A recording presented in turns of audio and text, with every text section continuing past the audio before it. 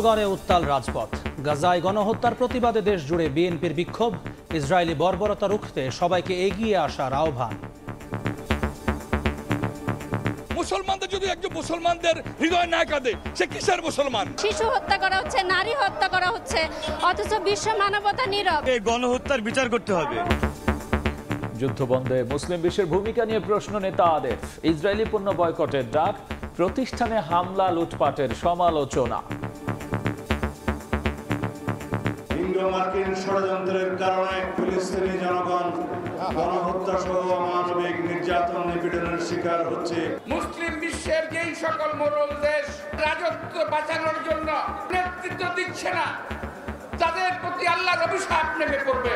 আমরা যেটা বর্জন করতে চাই সেটা কেড়ে নেওয়ার চেষ্টাও কিন্তু অপরাধ। দেখছিলেন প্রধান শিরোনাম। রাতের সময় সঙ্গে আছি আমি জুম্মান সাদিক জ্যাভলিন এবং আমি গোলাম রাব্বি।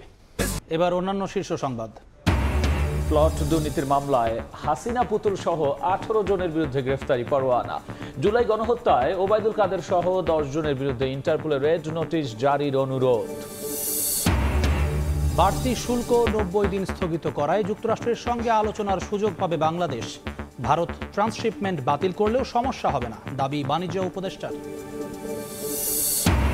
সম্ভাবনার দুয়ার খুলে শেষ হলো বিনিয়োগ সম্মেলন। আগামীর বাংলাদেশ হবে বিনিয়োগের স্বর্গরাজ্য। অর্থনীতিতে গতি ফেরাতে ঐক্যের বিকল্প দেখছেন না রাজনীতিবিদরা।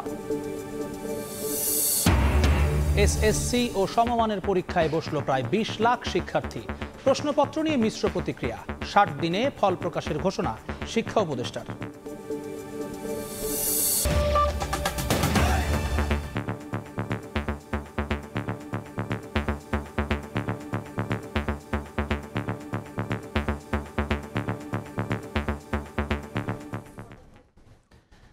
গাজায় ইসরায়েলি গণহত্যার প্রতিবাদ ও ফিলিস্তিনিদের প্রতি সংহতি জানিয়ে রাজধানীসহ সারা দেশে বিক্ষোভ সমাবেশ করেছে বিএনপি।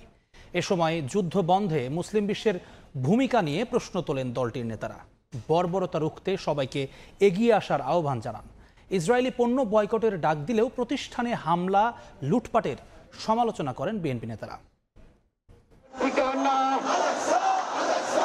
গাজা উপত্যকায় প্রতিদিন ঝরছে মজলুম ফিলিস্তিনিদের প্রাণ। ইসরায়েলি আগ্রাসনের প্রতিবাদে ঢাকার রাজপথ তাই প্রতিবাদ মুখর। ফকিরাপুল, নয়াপল্টন, নাইটেঙ্গেল মোড় হয়ে শান্তিনগর। ফিলিস্তিনি জনতার পক্ষে লাখো মানুষের নিঃস্বার্থ সমর্থন।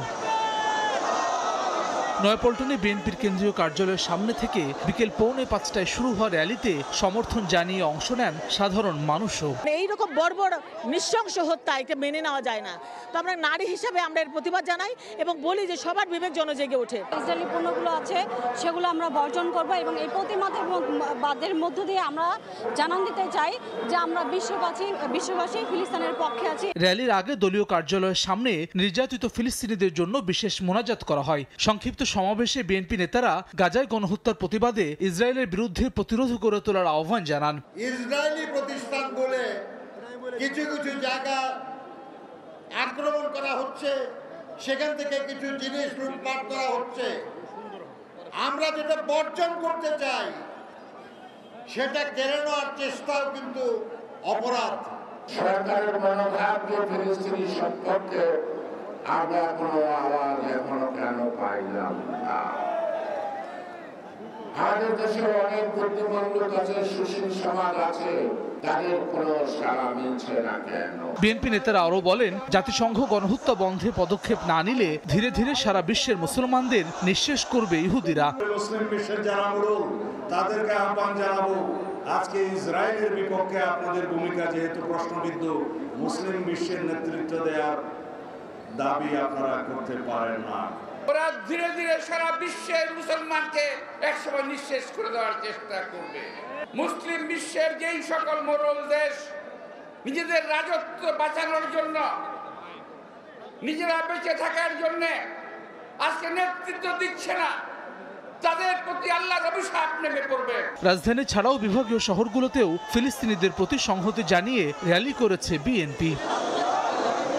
ফিলিস্তিনের মজলুম মানুষদের প্রতি বাংলাদেশের প্রান্ত থেকে এই সংহতি র্যালি, যাতে বিএনপি নেতাকর্মীরা ছাড়াও অংশ নিয়েছেন সাধারণ মানুষ। সবার প্রত্যাশা বৃহৎ এই র্যালির মধ্য দিয়ে টনক নড়বে বিশ্ব নেতাদের, বন্ধ হবে গণহত্যা, স্বাধীন হবে ফিলিস্তিন। হাসান ওয়ালি, সময় সংবাদ, নয়াপল্টন, ঢাকা। এদিকে গাজায় ইসরায়েলি বর্বরতার প্রতিবাদে জেলায় জেলায় বিক্ষোভ কর্মসূচি পালন করেছে বিএনপি। আর এতে অংশ নিয়ে ইসরায়েলের মানবতা বিরোধী কর্মকাণ্ড দ্রুত বন্ধের দাবি জানান নেতাকর্মীরা।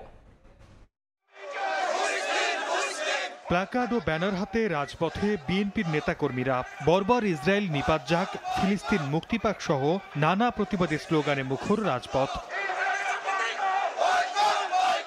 গাজায় ইসরায়েলি নৃশংসতার প্রতিবাদে সারা দেশে বিএনপির বিক্ষোভ কর্মসূচি হয়েছে। চট্টগ্রাম, খুলনা, বরিশাল সহ বিভিন্ন জেলায় প্লাকার্ড, ব্যানার, ফেস্টুন নিয়ে রাজপথে নামেন নেতাকর্মীরা। প্রধান প্রধান সড়ক প্রদক্ষিণ করে সমাবেশে মিলিত হন সবাই। এ সময় নেতাকর্মীরা গাজায় গণহত্যা বন্ধে দ্রুত পদক্ষেপ নেয়ার দাবি জানান। পাশাপাশি অর্থনৈতিকভাবে তাদের চাপে রাখতে ইসরায়েলি পণ্য বয়কট করলেও কোনো প্রতিষ্ঠানে যেন হামলা না করা হয় সেদিকে খেয়াল রাখতে নেতাকর্মীদের আহ্বান জানানো হয়। ইসলামী শক্তিধর যে দেশগুলো আছে তাদের কাছে আমাদের আহ্বান যে এই যুদ্ধটা বন্ধ করতে হবে এবং এই গণহত্যার বিচার করতে হবে। জাতিসংঘকে এগিয়ে আসতে হবে ইসরায়েলকে এই হত্যাকাণ্ড থেকে বন্ধ করার জন্য। আমরা ইসরায়েলি পণ্য বয়কটের আহ্বান জানিয়েছি। এদিকে গাজায় গণহত্যার প্রতিবাদে টাঙ্গাইলের ভুয়াপুরে বিক্ষোভ মিছিল ও সমাবেশ করেছে সনাতন ধর্মাবলম্বীরা।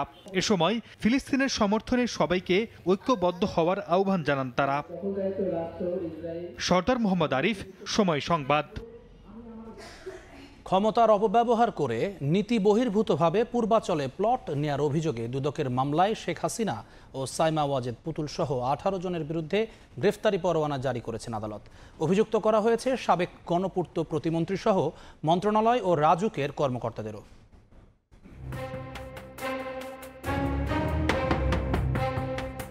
পরিচয়ে প্রধানমন্ত্রীর মেয়ে, সেই ক্ষমতা বলে নিয়মের তোয়াক্কা না করে ভোগ দখল করেন রাজুকের 2টি প্লট। এরপরও মাকে ব্যবহার করে কোনো আবেদন ছাড়াই সরাসরি প্লটের মালিক হন পূর্বাচল নতুন শহরের কূটনৈতিক জোনে। সাইমা ওয়াজেদ পুতুলের বিরুদ্ধে দুদকের করা মামলায় উঠে এসেছে এসব তথ্য।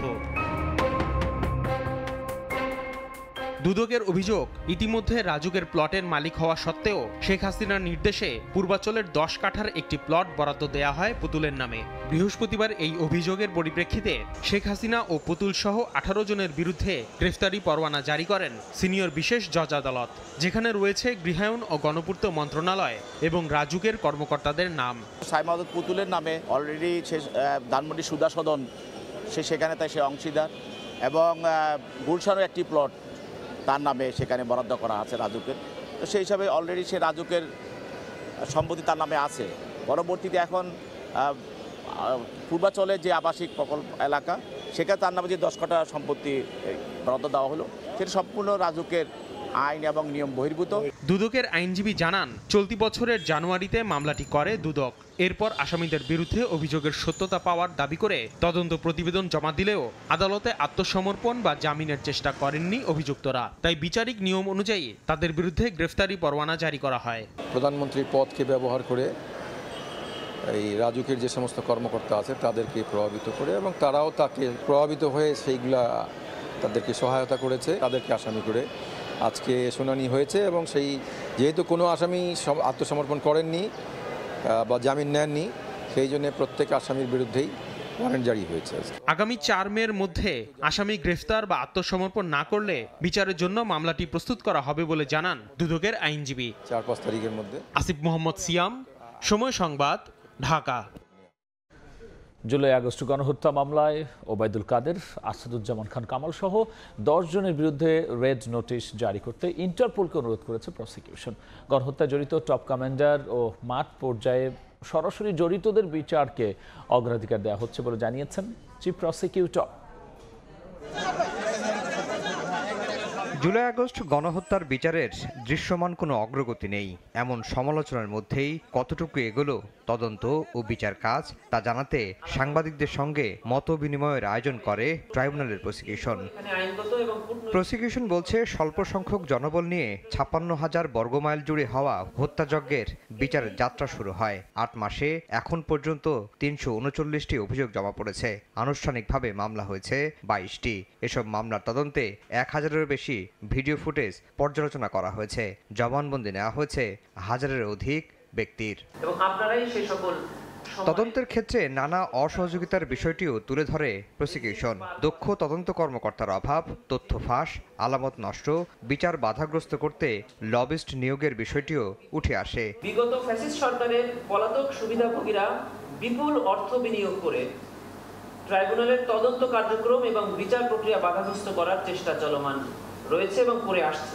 শেখ হাসিনাকে ফেরাতে কূটনৈতিক প্রচেষ্টা অব্যাহত আছে উল্লেখ করে প্রসিকিউশন জানায় ৪টি মামলার তদন্ত শেষ।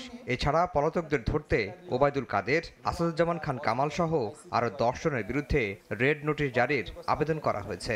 ১০ জনের বিরুদ্ধে আমরা রেড নোটিশের জন্য সমস্ত ডকুমেন্ট তৈরি করে আমাদের অফিস থেকে ইন্সপেক্টর জেনারেল অফ পুলিশের অফিসে পাঠিয়েছি এবং তারা সেখান থেকে যথানিয়মে এটা ইন্টারপোলের কাছে পাঠাবে। গণহারে নয়, শুধু শীর্ষ কমান্ডার ও মাঠ পর্যায়ে গণহত্যায় জড়িতদের বিচার হবে জানিয়ে চিফ প্রসিকিউটর বলেন, বিচার হবে দিনের আলোর মতো পরিষ্কার, যাতে জাতীয় ও আন্তর্জাতিকভাবে কোনো প্রশ্ন না ওঠে। আফজাল হোসেন, সময় সংবাদ, ঢাকা। বন্দি বিনিময় চুক্তির আওতায় ভারত থেকে শেখ হাসিনাকে ফেরত আনার চেষ্টা চলছে বলে জানিয়েছেন স্বরাষ্ট্র উপদেষ্টা জাহাঙ্গীর আলম চৌধুরী। দুপুরে সুনামগঞ্জের শান্তিগঞ্জ থানা পরিদর্শন শেষে সাংবাদিকদের প্রশ্নের জবাবে এই কথা জানান তিনি। যেই জায়গায় ঘটনা ঘটছে, যারাই অপকর্মটা করছে তাদের কিন্তু আমরা আইনের আওতায় নিয়ে আসছি এবং ভবিষ্যতে যদি তারা কেউ এরকম করতে যায় তারা আমরা আইনের আওতায় নিয়ে আসবো। আমাদের তো নিজস্ব কিছু হাতিয়ারও তো আমরা হারাইছি, ওইগুলোও তো আমাদের সব কটা উদ্ধার করা যায়নি। আমরা চেষ্টা করতেছি ওইগুলো উদ্ধার করার জন্য।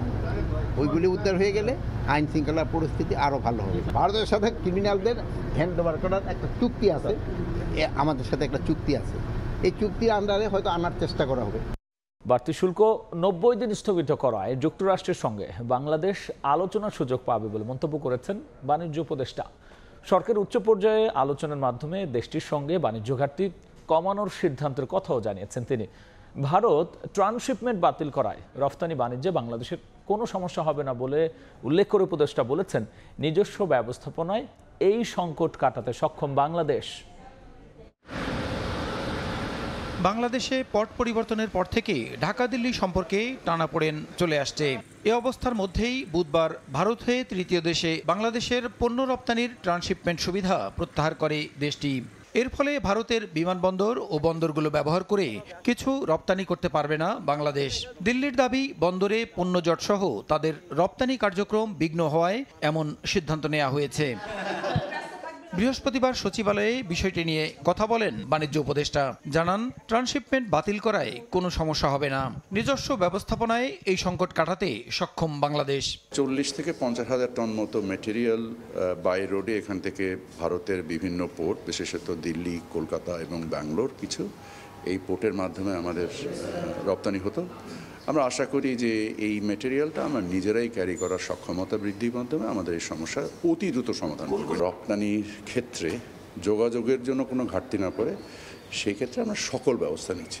এদিকে ট্রাম্প প্রশাসনের আরোপিত বাড়তি শুল্ক ৩ মাসের জন্য স্থগিত করায় সরকারের উচ্চ পর্যায়ে আলোচনার মাধ্যমে বাণিজ্য ঘাটতি কমানোর সিদ্ধান্তের কথা জানান উপদেষ্টা। তাদের তো আকাঙ্ক্ষা তো শেষ হয়ে যায়নি, আকাঙ্ক্ষাগুলোকে আমরা আমাদের দ্বিপাক্ষিক বাণিজ্যের উপরে ভিত্তি করে আমরা কতটুকু করতে পারবো সেই সিদ্ধান্তগুলো আমরা বিশ্লেষণ করছি। আমাদের বাণিজ্যের মধ্যে কিছু একটা স্থিরতা দেখা দিবে, যে সময় সম্ভব আমরা দ্রুত যুক্তরাষ্ট্রে নিজেরাও যাব এবং যে আমাদের অবস্থানগুলোকে তুলে ধরব। মার্কিন ক্রয়াদেশ স্থগিত হলে নিজেদের সক্ষমতা বৃদ্ধির সুযোগ সৃষ্টি হবে বলে মনে করেন বাণিজ্য উপদেষ্টা। প্রসূন আশিস, সময় সংবাদ, ঢাকা। শুরু হলো চলতি বছরের এসএসসি ও সমমানের পরীক্ষা। এবার পরীক্ষায় বসেছে প্রায় ২০ লাখ শিক্ষার্থী। প্রথম দিনের পরীক্ষা শেষে মিশ্র প্রতিক্রিয়া পরীক্ষার্থীদের। বসতে হবে জীবনের প্রথম পাবলিক পরীক্ষায়। তাই শেষ মুহূর্তে নিজের প্রস্তুতি ঝালাই করে নেয়ার পালায় বইয়ের পাতা থেকে পরীক্ষার্থীদের চোখ যেন সরছেই না। বৃহস্পতিবার সকাল 10টায় বাংলা প্রথম পত্রের মাধ্যমে শুরু হয় চলতি বছরের এসএসসি দাখিল ও সমমানের পরীক্ষা। নির্ধারিত সময়ের বেশ আগে থেকেই কেন্দ্রে আসতে শুরু করেন পরীক্ষার্থীরা। 9টার পরে লাইন ধরে প্রবেশ করেন পরীক্ষার হলে। এবার 11টি বোর্ডের অধীনে 19,28,000 পরীক্ষার্থী অংশ নিচ্ছেন। জীবনের প্রথম পাবলিক পরীক্ষায় বসেছে সন্তান, তাই দোয়ায় আর প্রার্থনায় সন্তানের জন্য মঙ্গল কামনায় মগ্ন অভিভাবকরা। সন্তান যাতে ভবিষ্যতে প্রতিষ্ঠিত হতে পারে। খুবই একটা নার্ভাস ফিল হচ্ছে যে সে যেন পরীক্ষা ঠিক মতো দিতে পারে। পরীক্ষা শেষে প্রশ্নের মান, সময় ও পরীক্ষা পদ্ধতি নিয়ে নিজেদের অনুভূতি ব্যক্ত করেন পরীক্ষার্থীরা। মোটামুটি সব প্রবন্ধ থেকে এসেছে, প্রত্যাশামূলক হয়েছে, অনেক ভালো হয়েছে। আশা করি নাই যে এত ভালোভাবে আমরা লিখতে পারবো। এদিকে রাজধানীর মতিঝিল সরকারি বালক উচ্চ বিদ্যালয় কেন্দ্র পরিদর্শন করেন শিক্ষা উপদেষ্টা। সাংবাদিকদের জানান, যে উৎস থেকে প্রশ্ন ফাঁস হয় সে উৎসগুলো বন্ধ করা হয়েছে। আর রেওয়াজ অনুযায়ী 60 দিনের মধ্যেই এসএসসি পরীক্ষার ফলাফল প্রকাশ করা হবে বলেও জানান তিনি। যেই সমস্ত সূত্র থেকে প্রশ্নপত্র ফাঁস অতীতে হয়েছে বলে জানা গেছে, আমরা চেষ্টা করেছি সেই সূত্রগুলো প্লাগ করা, যে সেখান থেকে যেন না হতে পারে। এদিকে পরীক্ষা কেন্দ্রের আশেপাশে 144 ধারা জারি থাকলেও একজন পরীক্ষার্থীর সঙ্গে একাধিক অভিভাবক ও ব্যক্তিগত গাড়ি নিয়ে আসায় কিছু কেন্দ্রের সামনে ভিড় সৃষ্টি হয়। আসলে জ্যামটা অ্যাকচুয়ালি দেশের পরিস্থিতির জন্য, এটা গার্ডিয়ানদের জন্য জ্যামটা। এক একজনের সাথে তো 2-3 এসছে। আগামী 13 মে পর্যন্ত চলবে এবারের এসএসসি ও সমমানের পরীক্ষা। জীবনের প্রথম পাবলিক পরীক্ষা এসএসসিতে কৃতিত্বের স্বাক্ষর রেখে আগামী দিনে সমৃদ্ধ বাংলাদেশ বিনির্মাণে অংশীদারি হতে চান আজকের এই পরীক্ষার্থীরা। শাকির আহমেদ, সময় সংবাদ, ঢাকা। আন্দোলন ধর্মঘটে দীর্ঘদিন শিক্ষা প্রতিষ্ঠান বন্ধ থাকলেও ভালো প্রস্তুতি থাকায় পরীক্ষায় কোনো প্রভাব পড়েনি বলে জানিয়েছেন শিক্ষার্থীরা। এদিকে দেশের উত্তরের কয়েক জেলায় বৃষ্টি বিড়ম্বনায় পড়তে হয়েছে শিক্ষার্থী আর অভিভাবকদের। পরীক্ষা ভালো হওয়ায় হাসি মুখে কেন্দ্র থেকে বের হয় শিক্ষার্থীরা। জানায় জীবনে প্রথম পাবলিক পরীক্ষার অভিজ্ঞতা। পরীক্ষার হলে এসে অনেক ভয় করতেছিল, দেন প্রশ্ন পেয়ে তারপরে আস্তে আস্তে ভয় কেটে গেছে। কোশ্চেন খুবই সহজ ছিল, আর মনে হয় ইনশাআল্লাহ ভালো রেজাল্ট হবে। বৃহস্পতিবার ঢাকার পাশাপাশি দেশের আরও 8টি শিক্ষা বোর্ড, মাদ্রাসা ও কারিগরি বোর্ডে একযোগে শুরু হয় এসএসসি ও সমমানের পরীক্ষা। এবার সারা দেশে 19,28,970 জন শিক্ষার্থী এসএসসি ও সমমান পরীক্ষায় অংশ নিয়েছেন, যা গত বছরের চেয়ে 1 লাখ কম। আন্দোলন সহ নানা কর্মসূচিতে দীর্ঘদিন শিক্ষা প্রতিষ্ঠান বন্ধ থাকলেও পরীক্ষায় এর প্রভাব পড়েনি বলে জানায় শিক্ষার্থীরা। তবে দেশের উত্তরের কয়েক জেলায় বৃষ্টি হওয়ায় কিছুটা বিড়ম্বনায় পড়তে হয় পরীক্ষার্থী ও অভিভাবকদের। যে প্রিপারেশন নিয়েছিলাম সেই তুলনামূলক প্রশ্ন সহজ আসছে। আশা করি এ প্লাস পাবো, না হয় এ তো থাকবেই মাস্ট। কেন্দ্রের নিরাপত্তা ও প্রশ্ন ফাঁস রোধে সব ধরনের ব্যবস্থা নেওয়া হয়েছে বলে জানিয়েছে কর্তৃপক্ষ। নকলমুক্ত পরিবেশে পরীক্ষা নেওয়ার জন্য যে সার্বিক প্রচেষ্টা, এবং সেটা আমরা সফল ইনশাআল্লাহ। এদিকে সুষ্ঠু পরিবেশে পরীক্ষা গ্রহণের লক্ষ্যে 10 এপ্রিল থেকে 13 মে পর্যন্ত দেশের সব ধরনের কোচিং সেন্টার বন্ধ রাখার নির্দেশ দিয়েছে সরকার। সর্দার মোহাম্মদ আরিফ, সময় সংবাদ।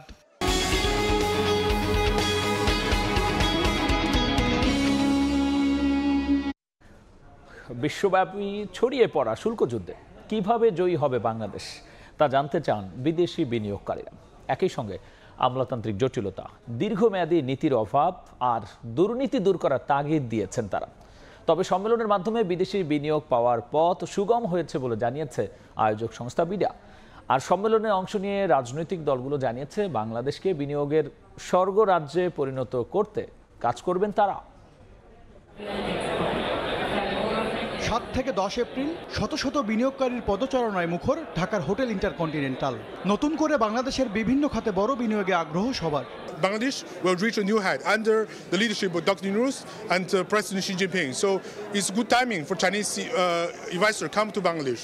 আমাদের যারা ইনভেস্টর আসছেন তারা নিজেরা সচক্ষে দেখলেন, প্লাস তারা এই তথ্যগুলো নিয়ে যায় ডিস্ট্রিবিউট করবেন। তবে বিশ্বব্যাপী ছড়িয়ে পড়া শুল্কযুদ্ধ মোকাবিলায় বাংলাদেশের কৌশল জানতে চান বিদেশি বিনিয়োগকারীরা। সরকারি প্রতিষ্ঠানগুলোর সাথেও বিডা কিভাবে কাজ করে মোর লাইক ওই যে ওয়ান স্টপ সার্ভিস, যেটাকে একেবারে ডিজিটাল না, ম্যানুয়ালি, যাতে করে আমরাই আসলে এই জিনিসপত্রগুলোকে ইনভেস্টরদের জন্য খুব সহজ করে দিতে পারি, সেটার জন্য কাজ চলছে। হোটেল ইন্টারকন্টিনেন্টালে আয়োজিত 4 দিনব্যাপী বিনিয়োগ সম্মেলনের শেষ দিনে সংবাদ সম্মেলনে জানানো হয়, মোটা দাগে আমলাতান্ত্রিক জটিলতা, দীর্ঘমেয়াদী নীতির অভাব ও দুর্নীতি দূর করার তাগিদ দিয়েছেন বিদেশি বিনিয়োগকারীরা। আগামী 1.5 থেকে 2 বছরের মধ্যে নতুন বিনিয়োগ পাওয়ার আশা আয়োজক সংস্থা বিডার। হাতে গোনা 3 থেকে 4টা যে প্রবলেম আমরা আগেও শুনেছি, ওর বাইরে তেমন কোনো প্রবলেম আমাদের ওরকম করে এবার হাইলাইটেড হয় নাই নতুন।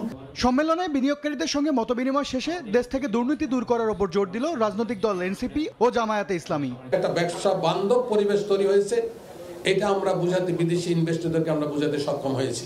আমরা যদি দেশকে দুর্নীতিমুক্ত, প্রযুক্তি নির্ভর এবং পরিবেশ ঠিক করতে পারি, আমার বিশ্বাস ইনভেস্টর এই দেশে আসবে। বাংলাদেশের অর্থনীতিকে ভঙ্গুর করে দেওয়া হয়েছিল, সেই ভঙ্গুর থেকে ঘুরে দাঁড়ানোর জন্য নতুন পলিটিক্যাল কমিটমেন্ট তারা চেয়েছে। আমরা সেই জায়গা থেকে, পার্টিগত জায়গা থেকে তাদের সেই পলিটিক্যাল কমিটমেন্টটা নিশ্চিত করেছি।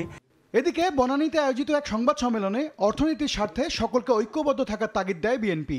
দেশের স্বার্থে, জনগণের স্বার্থে যেই সব জায়গায় আমাদের ঐক্যমত থাকা উচিত, যেসব জায়গায় আমরা ঐক্যবদ্ধভাবে কাজ করা উচিত, তার মধ্যে অন্যতম একটি বিষয় হচ্ছে বাংলাদেশের বিনিয়োগ। এ সময় হাসিনা সরকার নানা উপায়ে দেশের অর্থনীতিকে ধ্বংস করেছে বলেও দাবি করেন বিএনপির এই নেতা। অর্থনীতির সামনের দিকে MS আরিফিন, সময় সংবাদ, ঢাকা। 4 দশক ধরে আপনার ফাইন্যান্সিয়াল পার্টনার আইডিএলসি। মাত্র 8 মাসে বদলে গেছে বাংলাদেশ, পরিণত হয়েছে বিদেশি বিনিয়োগের জন্য নিরাপদ গন্তব্যে। এমন মন্তব্য করেছেন 26,000 কোটি টাকা বিনিয়োগে বাংলাদেশে হাসপাতাল ও সার কারখানা গড়ে তুলতে যাওয়া মার্কিন কোম্পানি বাংলা ইউএসের প্রধান পরিচালন কর্মকর্তা। একই মত নবায়নযোগ্য জ্বালানি খাতে 12,000 কোটি টাকা বিনিয়োগ করা প্রতিষ্ঠান প্যাসিফিক এনার্জির। আর ঝুঁকিমুক্ত বিনিয়োগ পরিবেশ পেয়ে অর্থায়নের জন্য বাংলাদেশের কৃষি ও জ্বালানি খাতকে বেছে নিচ্ছে নেদারল্যান্ডসের আর্থিক প্রতিষ্ঠান FMO। কামরুল হাসান সবুজের রিপোর্ট।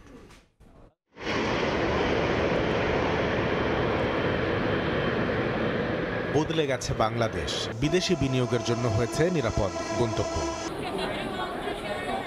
বাংলাদেশ বিনিয়োগ উন্নয়ন কর্তৃপক্ষ বিডার আয়োজনে ঢাকায় 4 দিনের বিনিয়োগ সম্মেলনে অংশ নিয়ে এমন পর্যবেক্ষণই তুলে ধরছেন নামকরা বিদেশি কোম্পানির প্রতিনিধিরা। নামটা হচ্ছে হোপ হসপিটাল। সময় সংবাদের সঙ্গে কথা হয় মার্কিন কোম্পানি বাংলা ইউএস এর প্রধান পরিচালন কর্মকর্তার। জানান $116 কোটি মানে 19,200 কোটি টাকা বিনিয়োগে পূর্বাচলে 300 শয্যার হাসপাতাল করতে যাচ্ছেন তারা। আর $60 কোটি ব্যয়ে চট্টগ্রামে করবেন একটি সার কারখানা। পরে বিনিয়োগ হবে একটি বিশ্ববিদ্যালয় প্রতিষ্ঠায়। আর এ সব পরিকল্পনাই হয়েছে গেল 5 আগস্ট বাংলাদেশ বদলে যাওয়ার পর। I waited for 15 years to come and do something in Bangladesh. So this is the right time. আমরা রিসার্চ করেছি। It has changed a lot, tremendously. আমাদের হসপিটালে থাকবে AI টেকনোলজি and ML এর উপরে। এই টেকনোলজি এখন পর্যন্ত বাংলাদেশে আসেনি। People will love it and it's going to be cheaper than any other hospitals. আমাদের 4টা হেলিকপ্টার থাকবে পেশেন্টদের জন্য, ফ্রি ট্রান্সপোর্ট করব। এবারের সম্মেলনে অংশ নেয়া বিভিন্ন দেশের কোম্পানির প্রতিনিধিরা বিনিয়োগের জন্য প্রাধান্য দিচ্ছেন ওষুধ, নবায়নযোগ্য জ্বালানি ও কৃষি খাতকে। What we know about the country and our history and track record here, we are committed and we are willing to do projects here. 1000 megawatt solar power panel স্থাপন করার জন্য আমরা একটি প্রকল্প নিয়ে কাজ করছি। এটা সরাসরি ইউএসএ ইনভেস্টমেন্ট, প্রায় $1 বিলিয়ন, $1 বিলিয়ন ইনভেস্টমেন্ট হিয়ার। আর্থিক খাতের চলমান সংস্কার কার্যক্রমই বিদেশি বিনিয়োগকারীদের বাংলাদেশমুখী করছে বলে মনে করেন ব্যবসায়ীদের শীর্ষ সংগঠন FBCCI এর প্রশাসক। যে জায়গাগুলিতে আননেসেসারি ইনভেস্টরকে ঘোরাঘুরি করতে হয়, যেগুলো কাট ডাউন করার চেষ্টা করা হচ্ছে। এই যে রিফর্মগুলি হচ্ছে এবং একটা সুশাসন তৈরি হচ্ছে, এটা আসলে আমার ধারণা ইনভেস্টরকে আকৃষ্ট করবে। দেশি কোম্পানির জ্বালানি সংকট, ব্যাংক খাতের দুর্বলতা দূর হলে এবং জাতীয় রাজস্ব বোর্ড এনবিআর সেবা আরও সহজ করা গেলে যৌথ বিনিয়োগেও আগ্রহী হবে বিদেশি কোম্পানি, এমন পর্যবেক্ষণ তুলে ধরেন উদ্যোক্তারা। কামরুল হাসান সবুজ, সময় সংবাদ, ঢাকার শহরে চাঁদা না পেয়ে খেয়াঘাট থেকে আগ্নেয়াস্ত্রের মুখে ছিনিয়ে নেয়া 2টি ইঞ্জিন চালিত ট্রলার উদ্ধার করেছে পুলিশ। তবে এই ঘটনায় এখনো পর্যন্ত কাউকে আটক করতে পারেনি। বিকেলে মানিকগঞ্জের সিংগাইর থেকে উদ্ধার করা হয় ট্রলার দুটি। বুধবার বিকেলে কাতলাপুরের কর্ণপাড়ার মিলনঘাট এলাকায় অস্ত্রের মহড়ার মুখে খেয়াঘাট থেকে 2টি ট্রলার ছিনিয়ে নেয় একদল যুবক। এই ঘটনায় সাভার মডেল থানায় লিখিত অভিযোগ দেন এক যুবদল নেতা। জড়িতদের গ্রেফতার অভিযান চলছে উল্লেখ করে পুলিশ জানিয়েছে, আধিপত্য বিস্তার ও চাঁদা আদায়কে কেন্দ্র করে ট্রলার ছিনতাইয়ের ঘটনা ঘটতে পারে।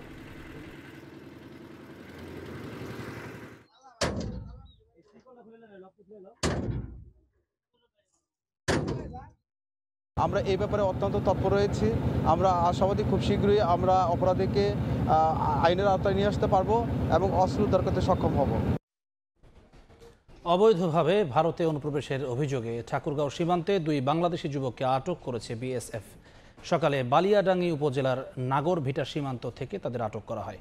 বিজিবি জানায় সীমান্তের 376 নম্বর পিলার সংলগ্ন এলাকা দিয়ে অবৈধভাবে ভারতে প্রবেশ করছিল আব্দুল হামিদ ও ইব্রাহিম নামে 2 যুবক।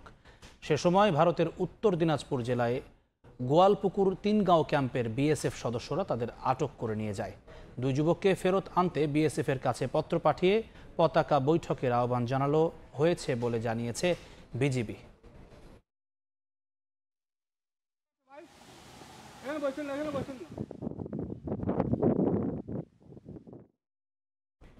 বেশ কিছুদিন বিরতির পর আবারও বিক্ষোভে উত্তাল তুরস্ক। বিরোধী নেতা একরেম ইমামোগলুর মুক্তির দাবিতে বুধবার ইস্তাম্বুলের রাস্তায় নামেন শত শত মানুষ। তুরস্কের প্রধান বিরোধী দল সিএইচপি এই বিক্ষোভের আয়োজন করে। অবিলম্বে তাকে মুক্তি দেয়া না হলে আগামীতে আরও কঠোর আন্দোলনের হুঁশিয়ারি দেন বিক্ষোভকারীরা। তারা বলেন, নির্বাচিত জনপ্রতিনিধিদের ক্ষমতা ছিনিয়ে নিতেই তাদের আটক করেছে এরদোয়ান সরকার।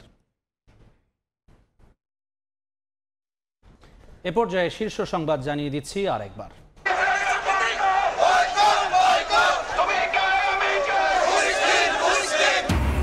স্লোগানে উত্তাল রাজপথ। গাজায় গণহত্যার প্রতিবাদে দেশ জুড়ে বিএনপির বিক্ষোভ। মুসলিম বিশ্বের ভূমিকা নিয়ে প্রশ্ন নেতাদের, প্রতিষ্ঠানে হামলা বন্ধের আহ্বান।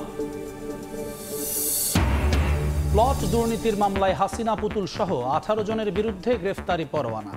জুলাই গণহত্যায় ওবায়দুল কাদের সহ 10 জনের বিরুদ্ধে ইন্টারপোলের রেড নোটিশ জারির অনুরোধ। এবং এসএসসি ও সমমানের পরীক্ষায় বসল প্রায় 20 লাখ শিক্ষার্থী। প্রশ্নপত্র নিয়ে মিশ্র প্রতিক্রিয়া। 60 দিনে ফল প্রকাশের ঘোষণা শিক্ষা উপদেষ্টা।